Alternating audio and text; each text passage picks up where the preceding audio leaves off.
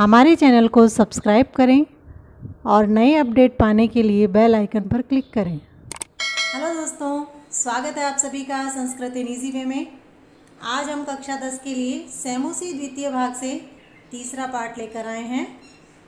पाठ शुरू करने से पहले यदि आप चैनल पर नए हैं तो चैनल को सब्सक्राइब ज़रूर करें, लाइक करें और बेल आइकन पर क्लिक ज़रूर करें ताकि हमारे द्वारा अपलोड वीडियो आप तक पहुंच सके। 2 पाठ हमने पहले पढ़ लिए हैं।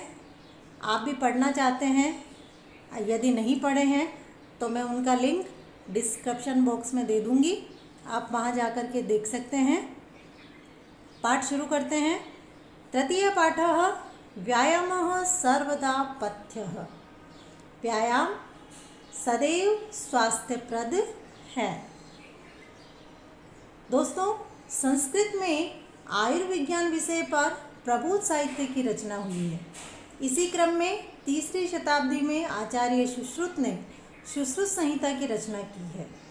सुश्रुत संहिता जिसमें शल्य चिकित्सा की बात की गई है।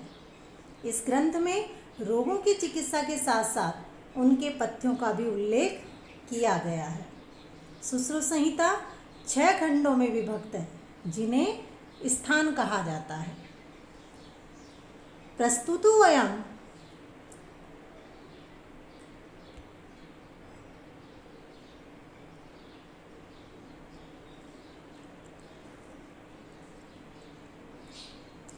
प्रस्तुतो अयं पाठः आयुर्वेदस्य प्रसिद्धग्रन्थः सुश्रुत संहिता इत्यस्य चिकित्सास्थाने वर्णित चतुर्विंशाध्यायात् समृद्धो अस्ति। चतुर्विंशाध्यायात् 24वें अध्याय से।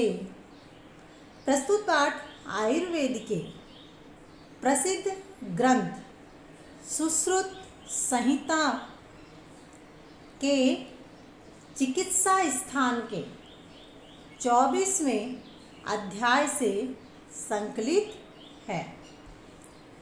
अस्मिन् आचार्य सुश्रुतः व्यायामस्य परिभाषां तेन जायमानान् लाभान् च निबोधयति। इसमें आचार्य सुश्रुत ने व्यायाम की परिभाषा बताते हुए उससे होने वाले लाभों की चर्चा की है।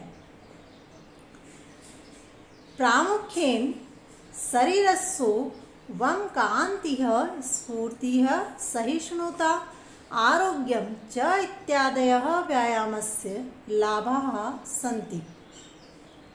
शरीर में सुगठन, कांति, स्फूर्ति, सहिष्णुता, निरोगता आदि व्यायाम के प्रमुख लाभ होते हैं। निरोगता बिना रोग के, यानी कि रोग को सांप माना गया है, सर्प माना गया है, और तंदुरुस्त जो शरीर होता है, ताकतवर होता है, उसको गरुड़ कहा गया है।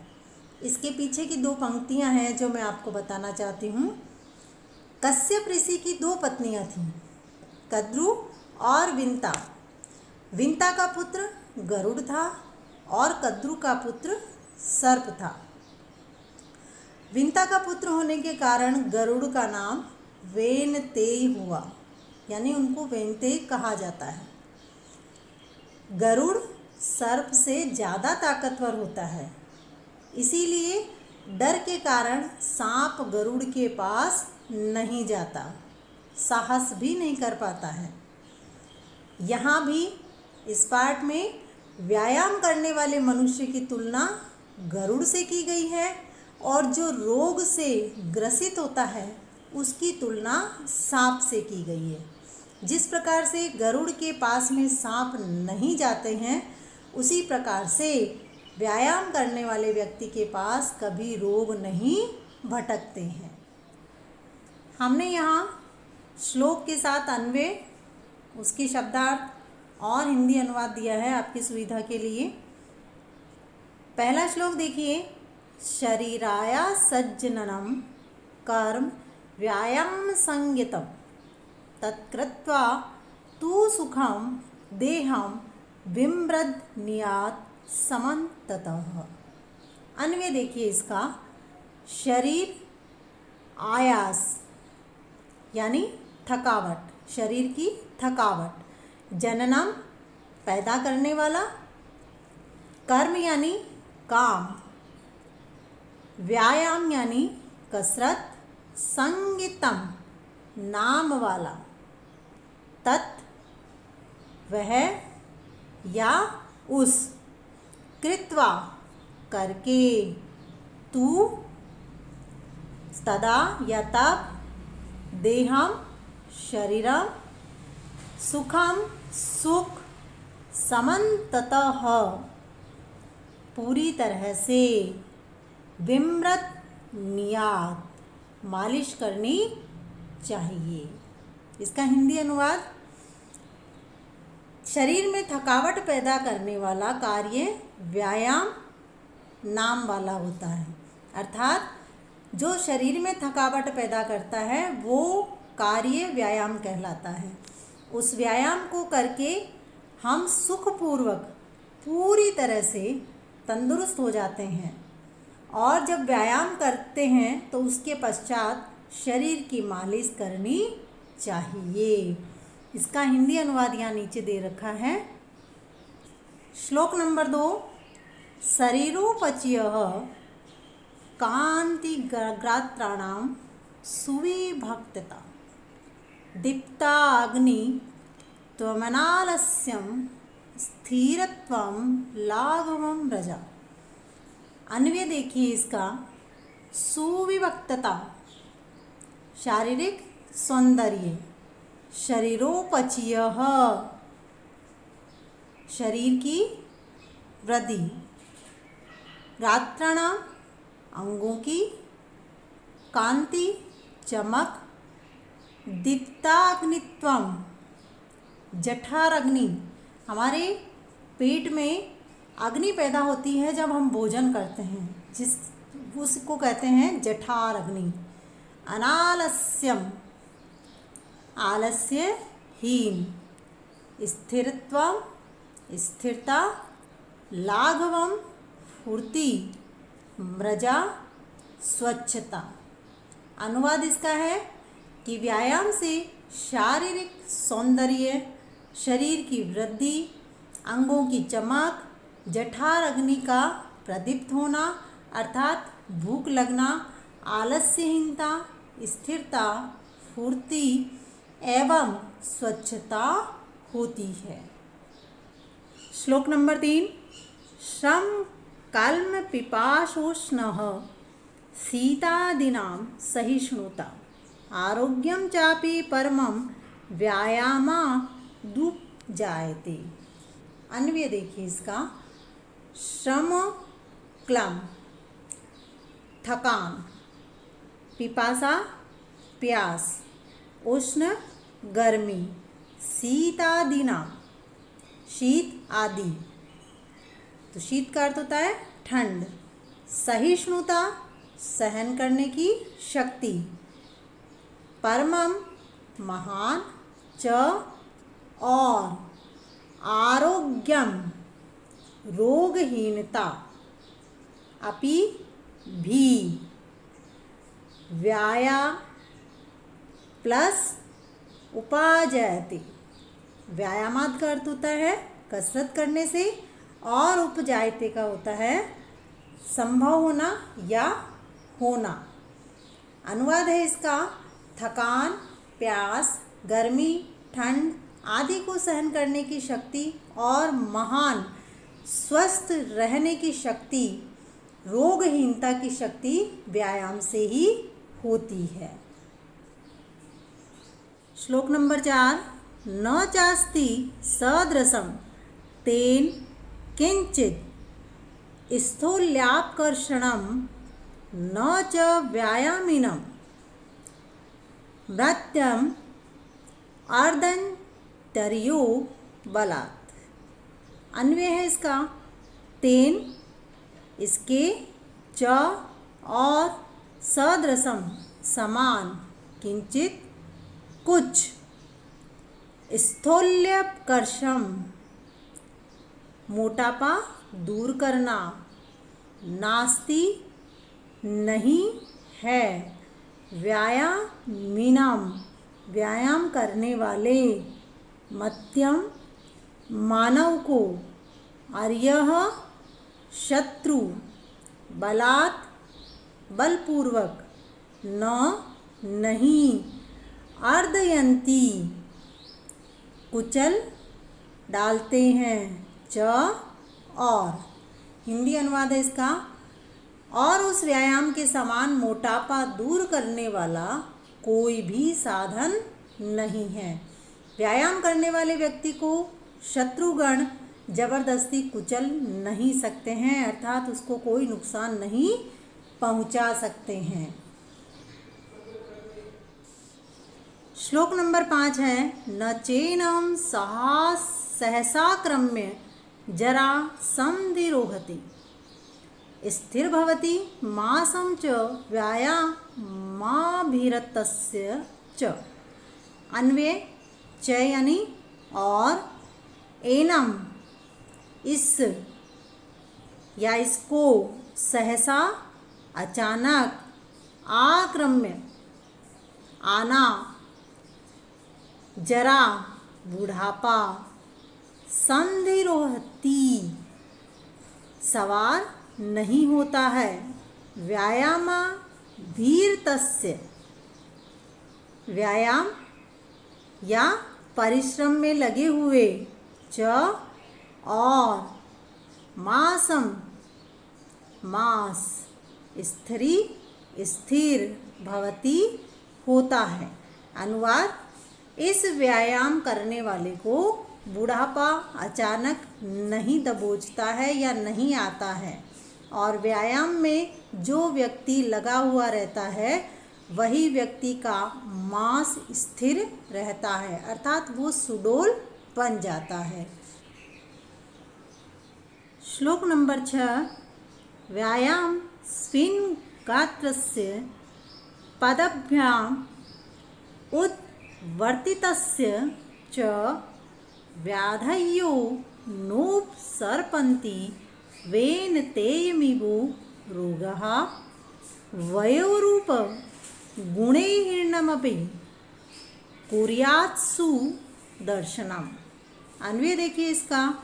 व्यायाम स्विन् गात्रस्य, व्यायाम का अर्थ होता है परिश्रम करना, व्यायाम करना, कसरत करना। च और, पदभ्याम उद्वर्तितस्य, पदभ्याम का अर्थ होता है पैरों से, और उद्वर्तितस्य का अर्थ होता है ऊपर उठने वाले। वेन तेयम जिसको कहा गरुड़, और कहा सांप के, इव समान, व्याधयो बीमारियां, नोपसर्पन्ति पास नहीं आती है, वयो रूप गुण हीनमपि आयु सुंदर रूप गुण ये इन सब से रहित, सुदर्शनम सुंदर दिखाई देने वाले, कुर्यात बना देते हैं। व्यायाम या परिश्रम के कारण पसीने से लथपथ शरीर वाले तथा पैरों से रोंदे हुए शरीर वाले व्यक्ति के पास व्याधियाँ यानी बीमारियाँ गरुड़ के पास सांप की तरह नहीं आती हैं। आयु रूप और गुण रहित व्यक्ति को भी यह सुंदर बना देता है। श्लोक नंबर 7। व्यायामं कुर्वतो नित्यं विरुद्धमपि भोजनं विदग्धमविदग्धं वा निर्दोषं परिपच्यते। अन्वय। नित्यम यानी हमेशा, व्यायामम कसरत, कुर्वतो करने वाले, भोजनम भोजन, विरुद्धम विरुद्ध, अपि भी, विदग्धम भली भांति पका हुआ, अविदग्धम बिना पका हुआ, वा अथवा निर्दोषम बिना दोष के परिपच्यते आसानी से पच जाता है। अनुवाद इसका है, रोजाना व्यायाम करने वाले मनुष्य को विपरीत होते हुए भी भली भांति अगर पका हुआ भोजन है और कम पका हुआ भोजन है तो भी वो आसानी से बिना परेशानी के पच जाता है। अनुवाद नीचे लिखा है। श्लोक नंबर 8। व्यायामो हि सदा पथ्यो बलिनां स्निग्ध भोजिनां स च शीते वसन्ते च तेषां पथ्यतमः स्मृतः। अन्वय, स्निग्ध भोजिनां चिकना भोजन खाने वाले, बलिनां बलवान, व्यायामो ही व्यायाम, सदा हमेशा, स वह, च और, तेसाम उनके या उनका, शीते ठंड में, शीत में, वसंते वसंत ऋतु में, पथ्यतमः सबसे अधिक हित वाला, स्मृतः कहा जाता है। चिकना भोजन खाने वाले और बलवान व्यक्तियों का व्यायाम ठंड में और बसंत में हमेशा सबसे अधिक हितकर होता है या हितकर कहलाता है। श्लोक नंबर 9। सर्वेश व्रतुस्वरः पुंभिरात्म हितैषिभिः बलस्यार्धन कर्तव्यो व्यायामो हनत्यन्तो अन्यथा। अन्वय, सर्वेषु सभी, ऋतुषु ऋतुओं में, अहरह हर रोज, पुंभिः मनुष्यों द्वारा, आत्महितैषिभिः अपनी आत्मा का हित चाहने वाले, बलस्यार्धेन बल अपने आधे बल से, व्यायामः कसरत, कर्तव्यः करना चाहिए, अतः इसलिए, अन्यथा इससे अधिक, व्यायामः यहाँ जरूरी है इसलिए आया है, हंति मार देता है। हिंदी अनुवाद इसका है कि सभी ऋतुओं में हर रोज अपने हित के चाहने वाले मनुष्यों को अपने शरीर के आधे बल से व्यायाम करना चाहिए। इससे अधिक व्यायाम मनुष्यों को मार देता है। श्लोक नंबर 10। हृदि स्थाना स्थितो वायुर्यदा वक्त्रं प्रदध्यते व्यायामं कुर्वतो जन्तोस्त बलार्धस्य लक्षणम। अन्वय इसका है, यदा जब या जिस समय, हृदय स्थान स्थितो हृदय स्थल में स्थित, वायु हवा, वक्त्रम मुँह पर, प्रदत्ति प्रवर्तित होती है, तद वह, व्यायाम कुर्वतः व्यायाम करने वाले का, जंतो प्राणी के, बलार्धस्य आधे बल के, लक्षणम लक्षण। हिंदी अनुवाद है इसका, जिस समय जब हृदय स्थल में विद्यमान हवा मुख की ओर प्रवृत्त होती है तब व्यायाम करने वाले प्राणी के आधे बल का लक्षण प्रतीत होता है। श्लोक नंबर 11।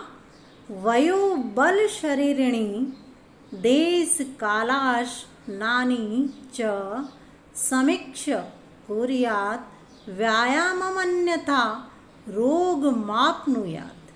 अन्वय देखिए इसका, वयः उम्र, बलम बल या ताकत, शरीराणि शरीर, च और, देश, स्थान, काल, समय, असनानी, भोजन को समीक्ष परीक्षण करके व्यायाम कुर्यात करना चाहिए, अन्यथा नहीं तो रोग मापनुयात, रोगम यानी रोग, आपनुयात का अर्थ होता है प्राप्त करता है।